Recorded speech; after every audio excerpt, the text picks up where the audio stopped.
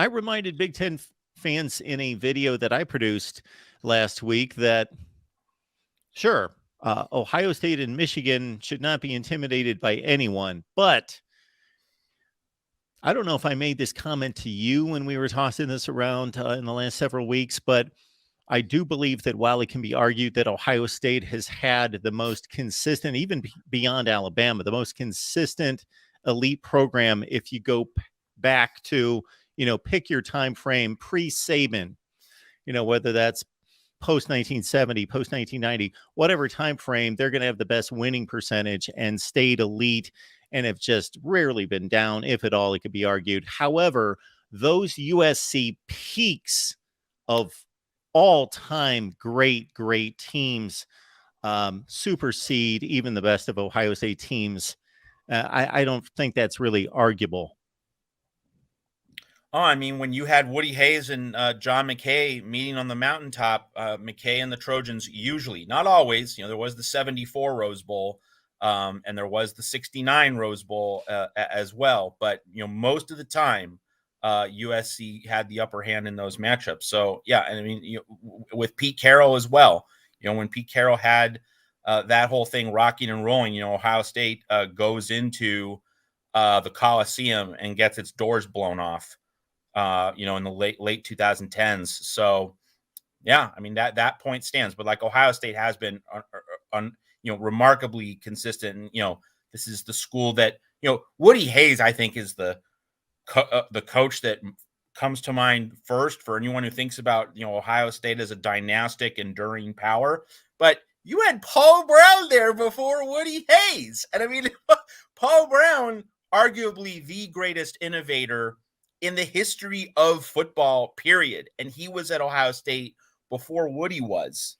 So like that just kind of speaks for itself. And I mean, Urban Meyer, Jim Tressel, greats in their own right on their own terms, removed from any context. But you have Woody and you have Paul Brown. It's an extraordinary legacy that you have at Ohio State over, 90 years. And Jim Tressel, yes, kind of seems like he has been forgotten to a certain extent among great coaches. And he's really the guy that got Ohio State back to the zenith. After the wilderness years and after John Cooper losing to Lloyd Carr in Michigan. Yeah. So to me, yes, Tressel has a significant place in Ohio State's history.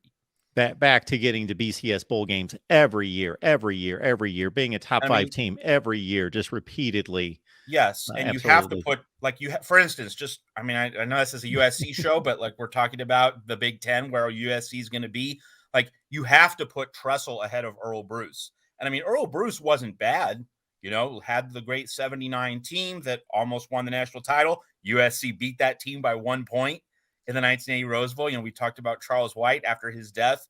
That was Charles White's greatest game as a USC Trojan. Earl Bruce certainly had his moments. But you have to put Tressel ahead of Earl Bruce because of a national championship, because of the restoration. So, like Jim Tressel, like no one should overlook or underrate his contributions at Ohio State. Yeah, he pretty much lived in the top five for a decade, for the most part. Earl Bruce actually had the best record in the Big Ten, besting Bo Schembechler during his 9-year career there, but just not quite there.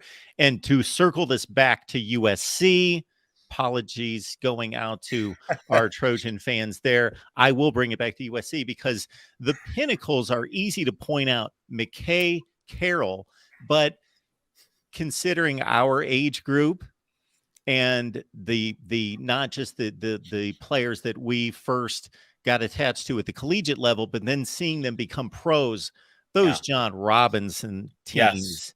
Oh my goodness, the talent.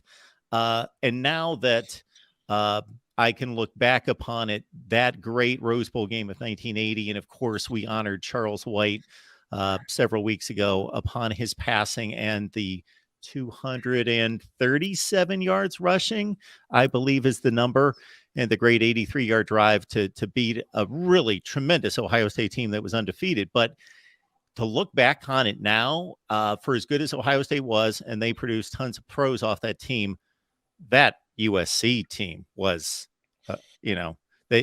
for as good as Ohio State was, and they had NFL players all over the place, I wouldn't have been surprised if USC would have won that game by 4 or 5 touchdowns. Like they had like Hall of Famers on both sides of the ball. That's right. I mean, those late 1970s John Robinson teams, I mean, the names just roll right off the tongue, right? Ronnie Lott, Anthony Munoz, Marcus Allen, on and on and on and on.